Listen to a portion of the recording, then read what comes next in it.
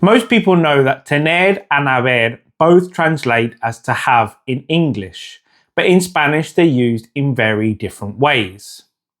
In this video, I'm going to show you the 5 main uses of tener, and then we'll contrast it with haber so you'll finally understand the difference. By the end, you'll know exactly when to use tener and when to use haber, and you'll feel confident using both in your conversations.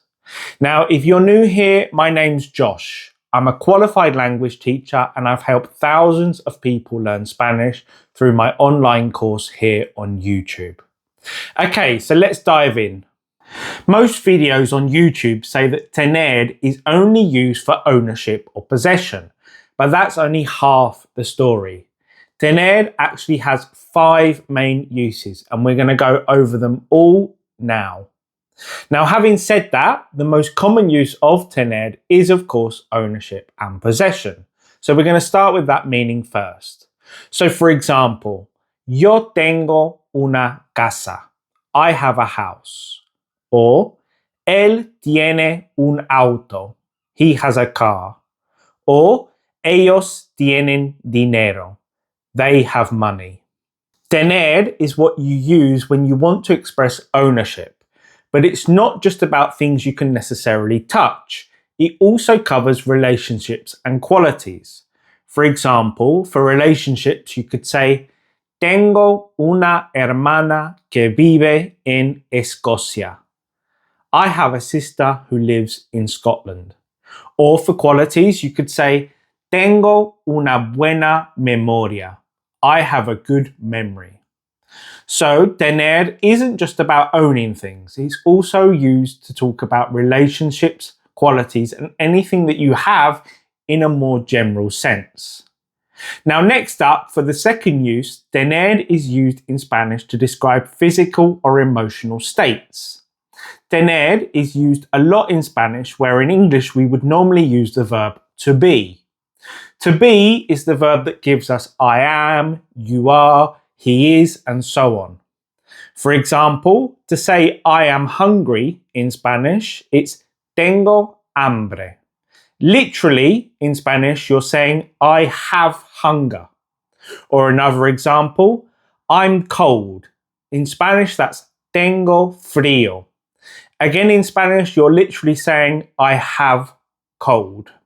So anytime you're talking about how you feel physically or emotionally, remember that in Spanish you use tener. You literally have your hunger. You have your cold. You have your thirst or any other feeling.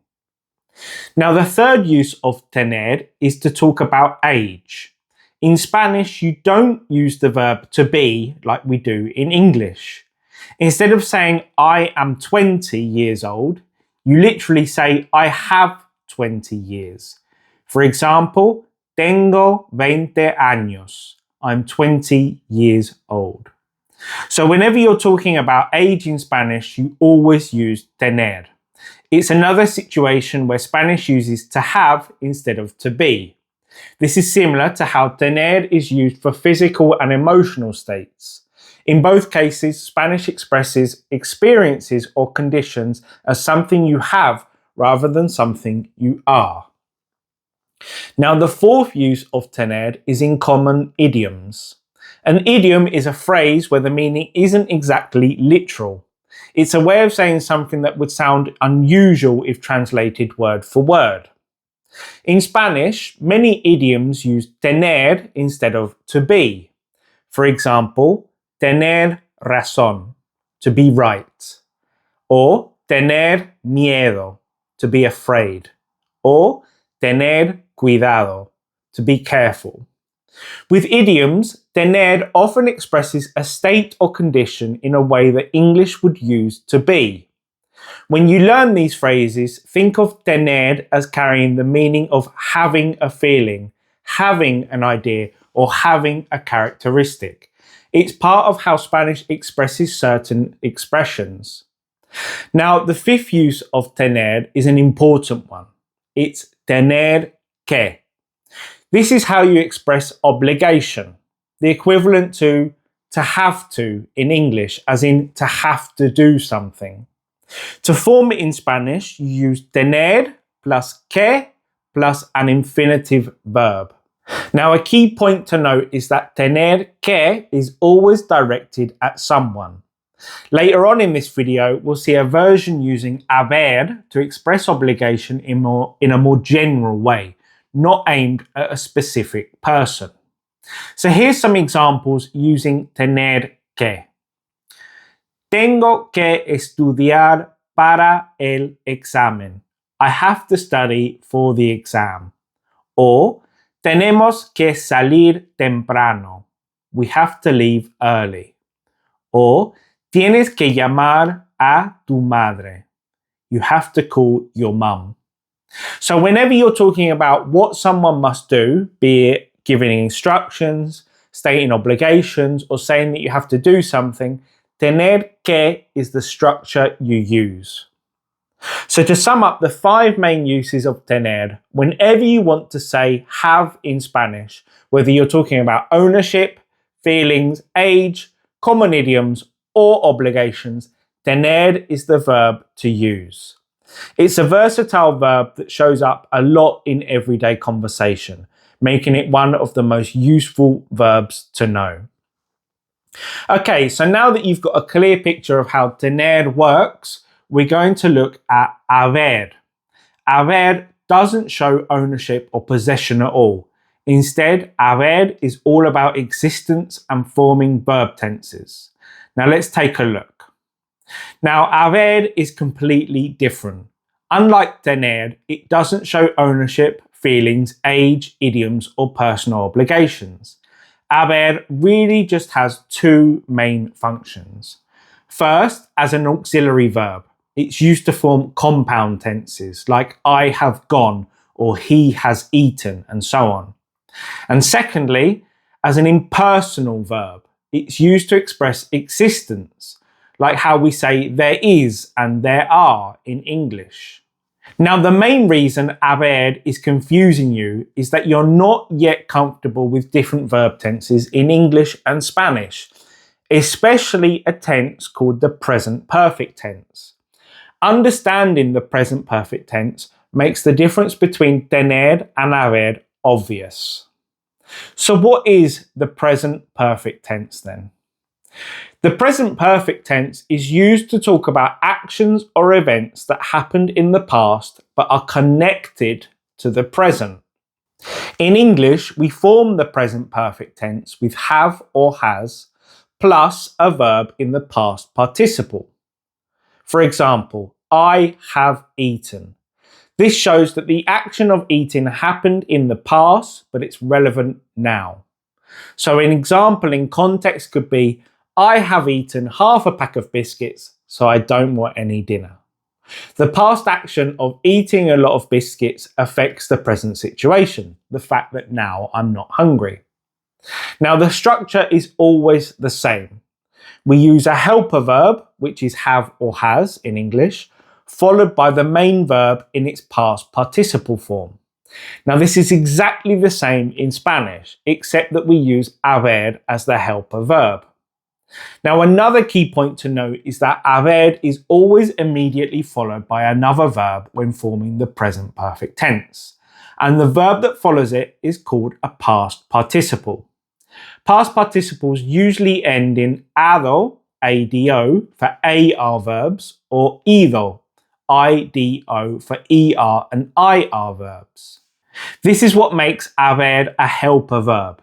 It carries the grammatical meaning of something occurring in the past but being relevant to the present, while the past participle carries the main action. Now in Spanish, the present perfect tense works the same way as in English. So to form the present perfect tense in Spanish, it's the verb haber conjugated in the present tense plus a verb in the past participle.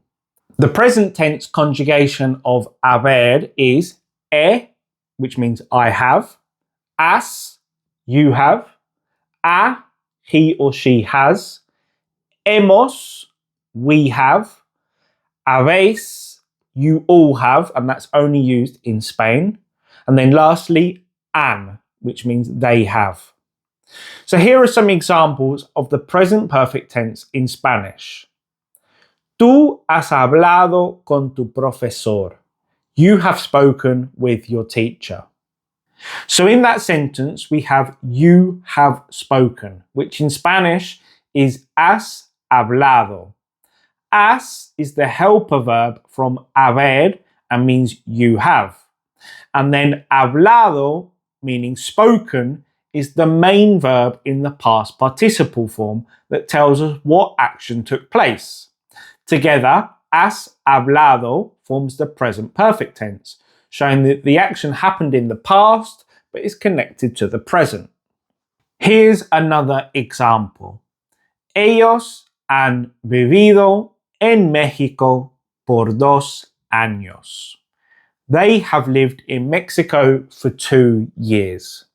So in that sentence, we have they have lived, which in Spanish is han vivido. Han is the helper verb from haber and means they have. And vivido, meaning lived, is the main verb in the past participle form that shows the action. Han vivido is the present perfect tense, and it expresses that the action started in the past and continues to have relevance now. Okay, one more example. Nosotros hemos comido pizza hoy. We have eaten pizza today. So in that sentence, we have eaten, which in Spanish is hemos comido. Hemos is the helper verb from haber and means we have. And comido, meaning eaten, is the main verb in the past participle form. The structure hemos comido is the present perfect tense, and it communicates that the action occurred in the past but is still important in the present. So the important points to note are that 1, the past participle always comes immediately after haber, and 2, haber acts as the helper verb while the past participle carries the main action. Now, once you understand the present perfect tense, using haber becomes intuitive. It's easy to see why it's so different from tener, as tener is never used to form verb tenses. Now, the second main function of haber is as an impersonal verb. This means that it doesn't refer to a specific person. Instead, it expresses existence. In English, we express this as there is or there are. To say there is or there are in Spanish, it's hay, H-A-Y, hay. Hay is from the verb haber. So let me show you how it works. For example, to say 2 keys in Spanish, it's dos llaves. Now, if we wanted to say there are 2 keys, we would just insert the word hay before it, and that would give us hay dos llaves. For example, hay dos llaves en mi bolsillo. There are 2 keys in my pocket. Now, we could alter that sentence using the verb tener to instead show possession. So instead of saying hay dos llaves en mi bolsillo, we could use the verb tener and say tengo dos llaves en mi bolsillo. I have 2 keys in my pocket. So do you notice the difference? I tells us that something exists. It's about presence or existence and is expressed in English as there is or there are. And the verb tener tells us that someone owns or possesses the keys, and it's expressed using have.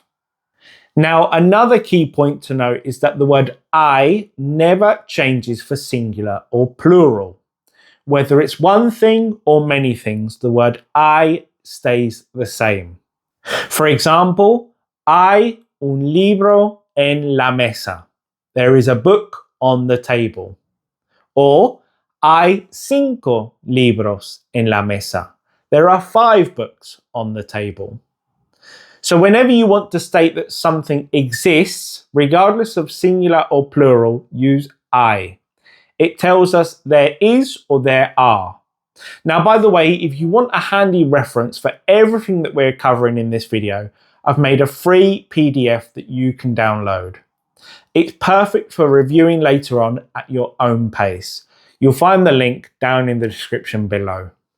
Now, remember how we saw that tener que expresses obligations directed at a specific person? Well, hay que is used to express generic obligations. It's not aimed at any one person. Instead of saying I have to do something, or you have to do something, or she has to do something, we're saying one must do something, or that it's necessary to do something.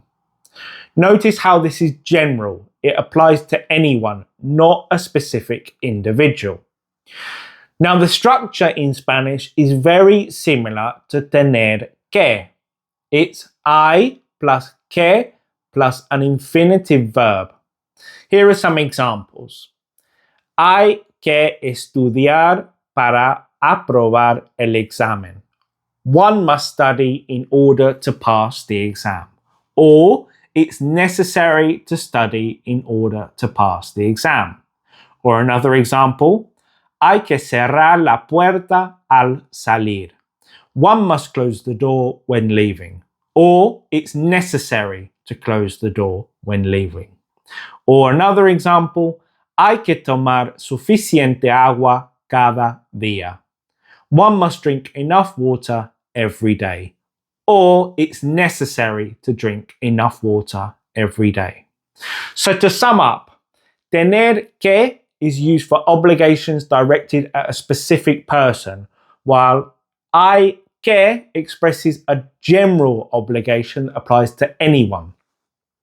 Both structures are followed by an infinitive verb, but hay que is impersonal. It focuses on what needs to be done, not on who has to do it. Now, remember how at the start of this video I said that learners often get confused between tener and haber. Well, the key is practicing them in real sentences so you know exactly when to use each one. That's what my beginner Spanish course is for. It helps you build full sentences from the very first lesson using verbs like tener and haber. You can check it out for free right here on YouTube by clicking the thumbnail that's on screen now, or by clicking the link in the description. So, thanks for watching, and I'll see you next week.